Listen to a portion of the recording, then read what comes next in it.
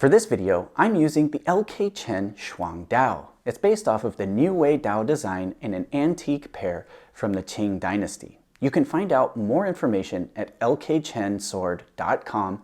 Check it out in the link in the description down below. Hey, what's up? It's Sifu Kuttel, and in this video, we are going to be doing a double upward flowering technique for Seung Dao or double broadswords. Now, this video is going to be pretty comprehensive, so we are going to go from the prerequisite technique of just being able to do a single upward flower, moving into practicing moving around the other sword so you get comfortable with that, and then finally into the alternating timing and a simultaneous timing.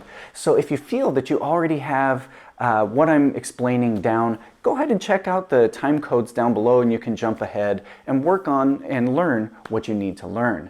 Now, in the learning phase, I do suggest you do not use double swords, but rather 2 sticks, 2 foam batons, and if you are using swords, make sure they're training swords. Don't be using any sharp swords, especially when you're learning a new technique, and when you're using 2 weapons, you're moving fast, they're doing different things, you have a chance of injury, and it's a high chance. So take your time, work with some double sticks, and get the techniques down, and then you can eventually move up to more of the training weapons for forms, demonstrations, and displays.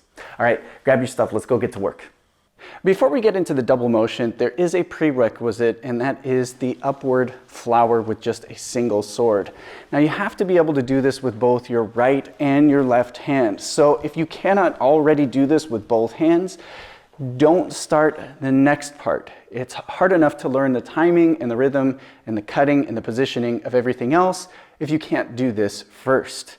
So the way that we're going to do this is to simply think of an upward diagonal cut from each side. So I'm going to just take one blade, I'm going to bring it down to the ground and keep my blade edge pointing forward. So from behind me, this is going to come up and across. Okay, nice and simple, up and across. You can see the blade edge itself is cutting upward. Okay, so I make that nice diagonal slice. Now from here, I'm going to point it down to the other side. Now you can just simply bring the wrist up and over and then point it down.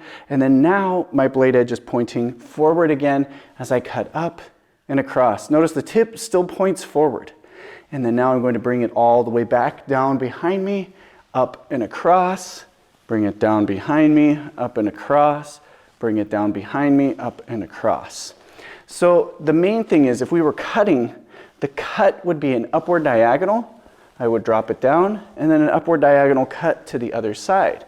The thing that ties them together is to relax at the end of it and let the motion continue. So once this cut is done, I'm going to continue the motion and then bring it up and around. So it will drop and then a cut. Keep it nice and circular.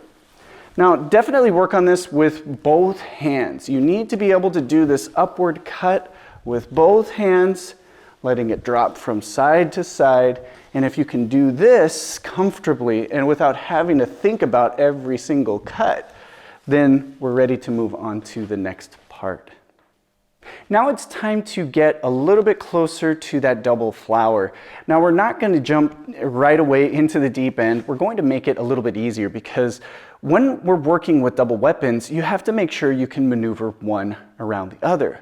And while both weapons are in motion, this can start to become quite difficult. So rather than just trying to get straight at that, let's focus on moving around our right hand.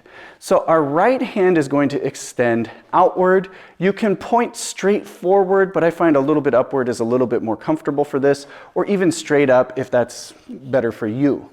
Now I'm going to keep this a little bit higher, and I'm going to use my left hand to cut upward and diagonal underneath from side to side. Now you can see right here, my right hand, it kind of shifts a little bit. This is completely fine. You're going to be moving that hand anyway. But the main thing here is to get comfortable with doing your left hand sword flower underneath the right. Now, when it comes down to the upward flower, a simple rule is your left hand will always be underneath and right hand will always be on top. And what I'm talking about is at the wrist. Now you'll see with these swords, there's a little bit more extension coming down with the sword handle. So I can't get too close with my wrists, otherwise I'll tie myself up. Those will collide.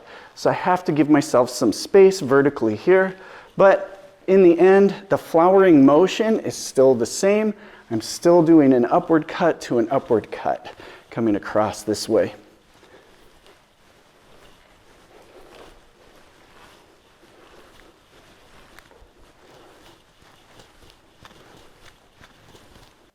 Now that we're comfortable moving the left hand under the right hand, let's use the same method to get the right hand comfortable moving over the left hand.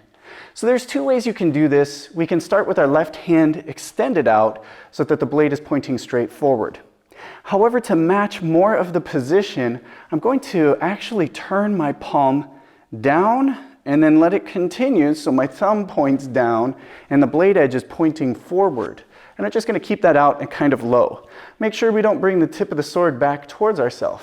But now my right hand is going to practice moving over the left hand and not striking it.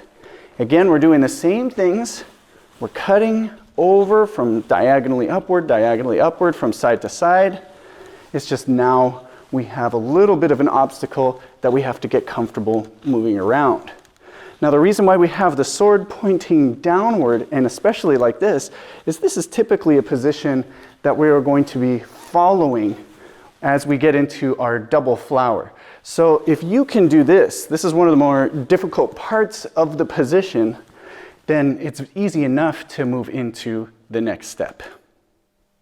Now before we jump directly into doing our upward flower, we're going to do one more simple exercise, and this is actually quite easy, and I suggest you do it maybe 1 or 2 times maximum. Just get comfortable with moving both hands in the same pattern. So what we're doing is a combined flower. We're going to keep our hands together and we're going to just drop and cut up and across. Now notice I'm not trying to do a fancy double cut. My blades start spreading apart. That's okay, as long as they're not clashing or striking each other. This is a motion you want to get comfortable with too.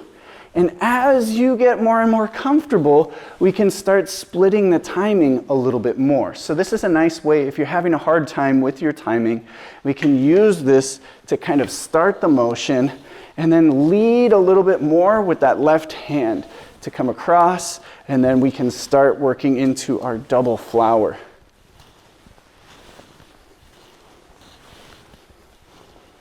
Now we're at a point where we can finally do the upward flower. Now it's basically an upward flower with the left hand underneath, and then the right hand up and above on top. Now the timing here is pretty simple. You're going to find that as you do this, one will cut, the other will follow. One will cut, the other will follow. And we're going to end up turning the body a little bit from left to right. Now, our left hand should remain underneath the entire time. The left hand will lead, the right hand will follow. So it is technically uneven in that sense that we never change the hand that's on top. But we are going to simply wind up, turn, unwind. And when you get comfortable with that, we can take it down to just more of the wrists doing this. But as you can see with my upper body, I still have to use some waist rotation to go around my legs. Now when it comes to stances, you don't want to do it with an open stance or a horse stance forward. Here, you have to turn your blades out to the side so that you don't cut yourself in the leg. Anytime you use a stance, you're going to want to go over the thinnest part of the stance. So an upward flower would go over this leg. Now I can use a horse stance and go over my leg. I can use a bow stance or a tingji-ma. I can use a cat stance and go over my leg. There's lots of different positions that we can use from here, but you want to make sure that it's not a wide stance. It's always the narrow version of the stance. Now before we go, there's one more variation of the upward flower, and it is a simultaneous upward flower. So we're going to be doing our double upward cuts at the same time. There's just going to be a slight lead as we bring them up. Okay, so Again, as we're doing this, don't worry so much about the same perfect line of the cut. If you try to do that, they will both run into each other. And the timing has to be slightly separate. So one hand is always going to be a little bit higher than the other, and it follows that same rule of keeping our left hand underneath. So again, my left hand's not going to go up as high as my right hand for the top of the cut before I start bringing my blades over. The same thing when we come to this side. My left hand is going to start lower and end a little bit lower. My right blade is going to start higher and end a little bit higher. So right here, notice it's not that perfect same line cut. There's no way that we could do that with the same timing. But you can see, we bring the blades in, cut upward, out, cut upward. My left hand is always going to be underneath my right hand as I do this. And these ones typically are done much more open. You're not going to be doing this with tight wrists like we are with the other varied timing flower. Okay, so there you have it. Now you can see there's lots of different ways to work on this, and I really suggest you take the time, especially when you're working underneath one blade or you're working over the other blade. This can be very valuable for just getting your spatial awareness down, especially when it comes to double weapons like Seung Dao. You have to be able to move both weapons independently. Even when we're doing this simultaneous flower, it's not following the exact same direction. So our brain has to work a lot here. And when it comes down to practicing this and techniques like this, I suggest you do a few minutes every day. It's not about doing as much as you can in one single session, but rather letting yourself, as the old phrase goes, sleep on it. You need to let your nervous system reset and become more comfortable with it. This also gently allows you to develop more flexibility and strength, which is going to increase your mobility, make it a lot smoother, rather than just working yourself to the point where you're cramping and your muscles hurt and you get inflammation. So take your time. It's the little bits of progress each day that's going to have the bigger effect over time. All right, if you have any questions, drop them down below. Otherwise, I hope you enjoyed this video, and I'll see you in the next.